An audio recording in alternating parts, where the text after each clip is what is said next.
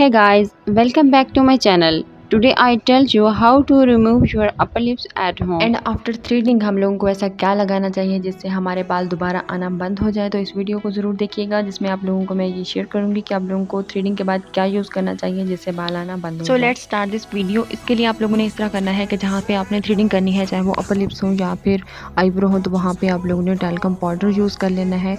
और talcum powder use करने का बेनिफिट ये है कि अगर गर्मियाँ हैं और पसीना आ रहा है, इसके अलावा अगर फेस पे बाजू का चिकनाहट होती है तो उसकी वजह से धागा नहीं चल पाता, इजीली हमारी थ्रेडिंग नहीं हो सकती आसानी से। तो टैल्कम पाउडर लगाने से आसानी से थ्रेडिंग होगी और धागा इजीली जो है वो चलेगा।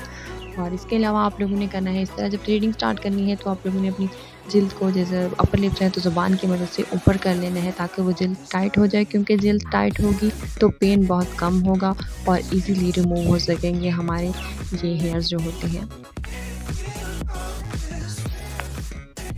और थ्रेडिंग के बाद हम लोगों ने बहुत सारी चीज़ें जो है वो लगानी होती हैं, तो हमें कभी भी कुछ भी यूज़ नहीं करना चाहिए थ्रेडिंग के बाद, क्योंकि इससे जो है वो बहुत सारे नुकसान होते हैं। बाज़ औक़ात पिंपल्स आ जाते हैं या फिर ब्लैक कलर के निशान पड़ जाते हैं, तो वहाँ पे कुछ भी यूज़ नहीं करना चाहिए, बल्कि ऐसे ही फ्री में छोड़ देना चाहिए।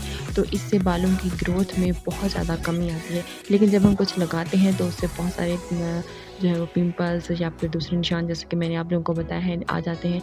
जब कुछ भी यूज़ नहीं करेंगे तो काफ़ी सारे बालों को जो है वो ग्रोथ बिल्कुल कम हो जाती है और आहिस्ता आहिस्ता जो है वो बाल खुद ब खुद ख़त्म होना स्टार्ट हो जाते हैं।